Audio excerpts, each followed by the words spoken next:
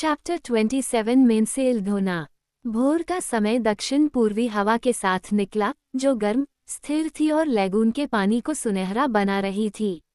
Seagull उस schooner के चारों ओर उड़ रहे थे जिस पर डिक और एयोमा सोए थे ताकि वे शीघ्र प्रस्थान के लिए तैयार हो सकें। अब एयोमा की आवाज सुनाई दे रही थी जो फोक्सल से हाथों को ऊपर बुला रही थी और अब तट से देख रहे काटाफा को चरखी द्वारा लंगर की जंजीर को खींचने की आवाज सुनाई दे रही थी। पोनी, जो स्रू के अधीन मुख्य व्यक्ति था, खेल की सभी चालों को जानता था। उसने मुख्य पाल को सेट होते और आगे बढ़ते हुए, जिब से गैस्केट को हटाते हुए देखा, एयोमा से बात करते हुए और चीजों को समझाते हुए। उसने कैनवास के सेट होने तक इंतजार किया और फिर लंगर डालने का आदेश दिया।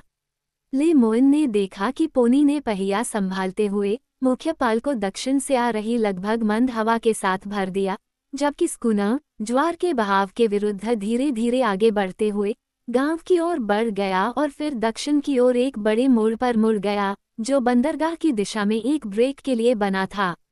ले मोआन दूर किनारे पर गांव के पेड़ों से घिरे हुए कटाफा को देख सकता था, एक छोटी सी आकृति जो सुबह के द्वार के उनके सामने चौड़े होने और लहरों की गड़गड़ाहट के तेज होने के साथ साथ कम होती जा रही थी। सूर्य समुद्र रेखा से ऊपर उठ चुका था और लहरें और हवाएं दक्षिणी घाट के मूंगे पर फुहारे फेंक रही थी, जबकि एयोमा सम्मोहित, अर्ध भयभीत, फिर भी कुछ भी नहीं दिखाते हुए खड़ा था। उसका सपना आखिरकार साकार हुआ।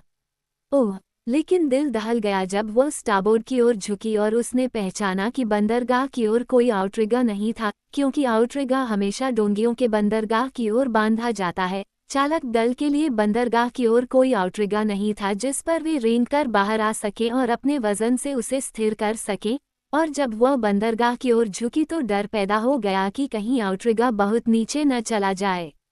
वह जानता था कि वहां कोई आउटरिगर नहीं था, लेकिन सपनों के जहाज की तरह वो इसके प्रति जुनून से छुटकारा नहीं पा सका।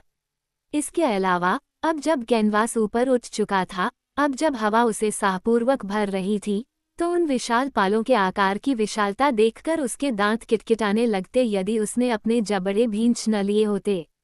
कैरोलिन लैगून से जहाज को बाहर निकालने के लिए जब ज्वार का बहाव तेज था और दक्षिणी हवा चल रही थी, तो स्टीयरमैन को शांत दिमाग और धैर्य की जरूरत थी। उत्तरी धारा से मिलने वाले स्नान की तरह खाली हो रहे विशाल लैगून से बाहर निकलने वाले पानी ने एक क्रॉस सी की स्थापना की।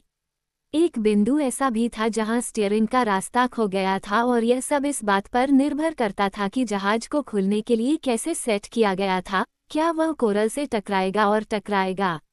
लेकिन पोनी को लैगून के पानी की आदत थी और उसके हाथों में सुरक्षित स्कूनर खुले स्थान के मध्य में ही फंस गया।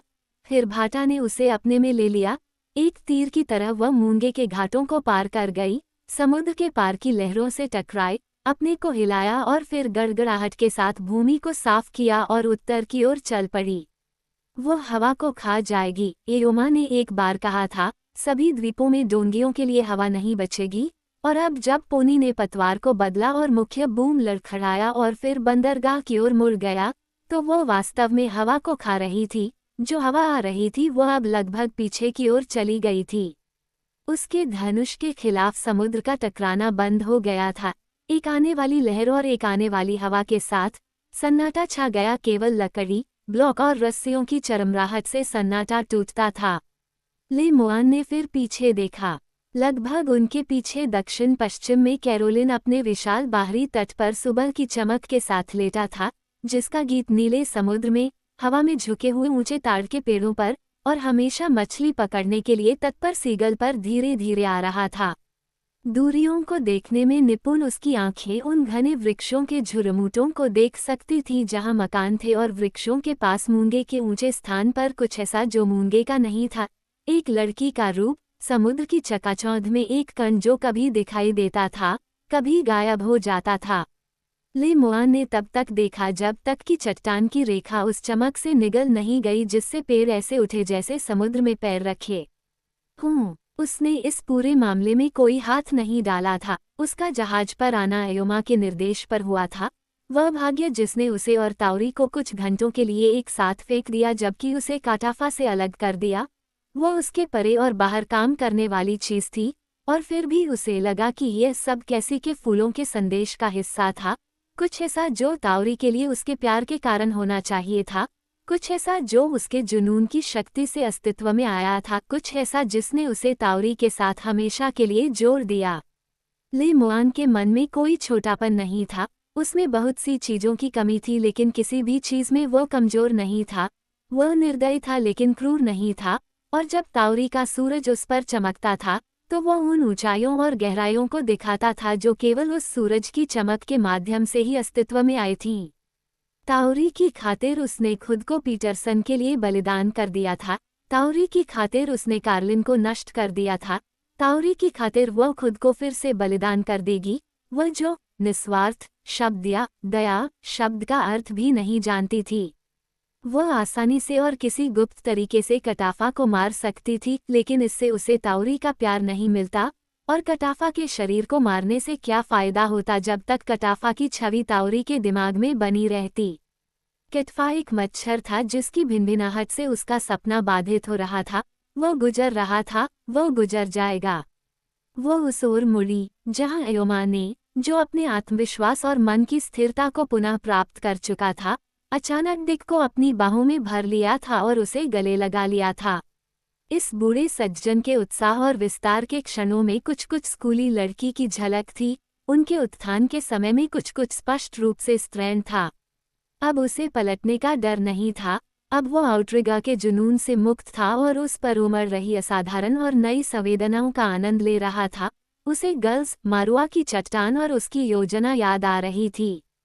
ताउरी, एयोमा ने चिल्लाते हुए कहा, मैंने जो डोंगियां बनाई हैं, बल्कि उनमें से सबसे बड़ी डोंगियां भी इस नाव के लिए वैसी ही हैं जैसे बड़ी सीगल की मुर्गियां अपनी मां के लिए। सूरज ढलने तक हवा हमारे साथ चलती रहे और हम मारुआ को देख पाएंगे।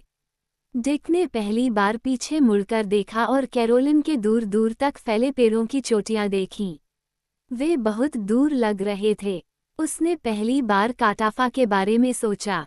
उसने उसे जलयात्रा सीमित करने के लिए एक शब्द भी नहीं कहा था। एयोमा ने केवल जहाज को चट्टान से आगे ले जाने का सुझाव दिया था और पानी और फलों का प्रावधान केवल समुद्र के खतरों से बचने के लिए एहतियात के तौर पर किया गया था। वो इस काम से डरी हुई थी, लेकिन उसने एक शब्द भी नहीं कहा, क्योंकि उसे डर था कि कहीं उसका आनंद खराब न हो जाए, और उसे यकीन था कि वो उसके प्यार के लिए कुछ भी जोखिम नहीं उठाएगा। लेकिन उसने उसकी जवानी और उस साहस को नज़रअंदाज कर दिया था जिसे ईश्वर ने मनुष्य के दिल में रोप दिया था। उसने उस असाधारण आकर्षण को नज़रअंदाज कर दिया था जो स्कूना ने उस पर डाला था और जिसके बारे में वह कुछ भी नहीं जानती थी। उसने एयोमा को नज़रअंदाज कर दिया था। उसके हृदय को दूर के तट से बांधने वाला धागा मानो कटफा के खिंचाव से हिल गया। लेकिन मारुआ तो बहुत दूर है, उसने कहा। एयोमा हंसा। नावें अक्सर वहां जाती थीं, उसने जवाब दिया, और उनका इससे क्या लेना देना। इसके अलावा, ताउरी, मैं कोई बेकार की यात्रा नहीं करना चाहता, क्योंकि मेरे दिमाग में यह बात है कि मारुआ की चट्टान से ही वे गर्ल्स आए थे जिन्होंने कैरोलिन के गर्ल्स से लड़ाई की थी। वे एक नया घर तलाश रहे थे।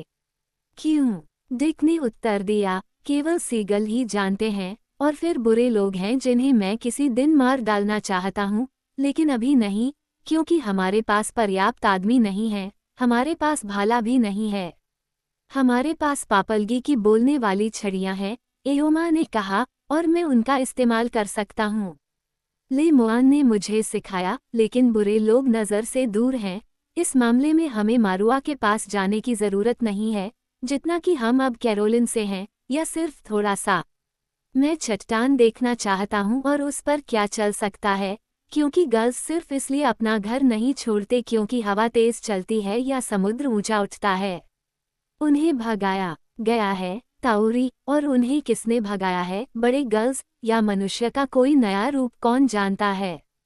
लेकिन मैं देखना चाहता हूँ। डिक ने इस पर विचार किया। उसका इरादा सिर्फ स्कूना को कुछ दूर तक ले जाने का था, बाहरी समुद्र पर उसकी गति को महसूस करने का, उसे संभालने का। खाने के साथ भूख भी आई थी, शक्ति को संभालने के साथ उसका उपयोग करने की इच्छा भी। उसे वापस लौटने का कोई डर नहीं था। कैरोलिन लेगून की रोशनी उन्हें उसी तरह ले जाएगी जैसे उसने उसे और काटाफा को ले गई थी, और उसका मन एयोमा द्वारा गल्स के बारे में कही गई बातों से उत्तेजित हो गया था। आखिर ऐसा क्या हुआ था कि उन्हें अपने घर से निकाल दिया गया? उसने इस मामले के बारे में पहले कभी इस नज़रिए से नहीं सोचा था। अब जब उसने इस बारे में सोचा तो उसे दूसरे के शब्दों में सच्चाई नजर आई, और डोंगी बनाने वाले के दिमाग से ज़्यादा बड़ा दिमाग होने की वजह से उसने बड़ी बड़ी लहरों को उस काम से ज़्यादा निश्चित रूप से जोड़ दिया जितना कि बाद वाले ने किया था। एयोमा, उन्होंने कहा, बड़ी लहरों ने हमारे घरों को तोड़ दिया और गल्स को भगा दिया। लेकिन लहरें, एयोमा ने कहा, सीगल से पहले आईं। डिक ने कहा, लेकिन हो सकता है कि गल्स पानी पर आराम कर रहे हों और उसके बाद आए हों। लहरों ने चट्टान को तोड़ दिया होगा, जैसे उन्होंने हमारे घरों को तोड़ दिया था। लेकिन कैरोलिन की चट्टान टूटी नहीं थी, एयोमा ने कहा। डिक ने उत्तर दिया, मारुआ में लहरें शायद अधिक बड़ी रही होंगी और आने के साथ साथ छोटी होती गई होंगी। मैंने लहरों के बारे में सोचा था, एयोमा ने कहा। ठीक है, हम देखेंगे। यदि मरुआ की चट्टान टूट गई है तो वह टूट गई है। यदि वहाँ बड़ी सीगल हैं तो हम उन्हें देखेंगे। डिक ने एक बार फिर पीछे देखा। अब तक दूर कैरोलिन के पेड़ों की चोटियां सिर्फ पिन के सिरों की तरह दिख रही थीं, लेकिन आसमान में लैगून की चमक साफ दिख रही थी। आगे उत्तर की ओर बहने वाली धारा दिखाई दे रही थी। जापान के कुरोशिवो की तरह कैरोलिन के पूर्व में हयाई यामाता धारा आसपास के समुद्र के नीले रंग से भी ज्यादा गहरा नीला रंग दिखा रही थी। लेकिन कुरोशिवो बहुत बड़ी है, कई मील चौड़ी। जापान से प्रशांत महासागर में बहती हुई यह अमेरिका के तटों से नीचे आती है। एक दुनिया के भीतर एक दुनिया, एक समुद्र के भीतर एक समुद्र। हयाई यामाता छोटी है, इतनी संकरी कि इसकी सीमाएं डोंगी चलाने वालों की प्रशिक्षित आंखों से देखी जा सकती हैं, और स्कूनर के डेक से इसका निशान उस आंख को साफ दिखाई दे रहा था जो इसे ढूंढना जानती थी। जहां असली समुद्र अपनी नदी से मिलता है, वहां रंग का एक तीखा लेकिन सूक्ष्म परिवर्तन होता है। डिक इसे सड़क की तरह साफ देख सकता था। इसे नेता और कैरोलिन की लैगून लाइट को प्रकाश स्तंभ मानकर वे अपना रास्ता नहीं खो सकते थे। फिर ली मुआन था, वह पथ प्रदर्शक जो उन्हें वापस ला सकता था, भले ही लैगून लाइट आसमान से गायब हो गई हो। मौसम ठीक था। ली मुआन ने पोनी से पहिया ले लिया था जो आगे जाना चाहती थी। वह जो स्कूनर को कैरोलिन तक लेकर आई थी, एयोमा और डिक के बाद जहाज पर मुख्य व्यक्ति थी।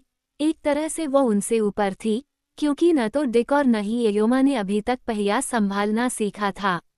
आगे नाव के पास बाकी चालक दल के सदस्य खड़े थे और डिक की नजरें उन पर टिकी हुई थीं और वो एयोमा की ओर मुड़ गईं।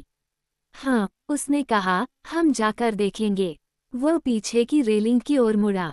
पेड़ों की चोटियां गायब हो गई थीं, जमीनी गल्स गायब हो गए थे, लेकिन कैरोलिन अभी भी आकाश में महान प्रकाश से बोल रहा था जो एक वफादार आत्मा की तरह था, सभी चीजों से ऊपर, सुंदर, आश्वस्त।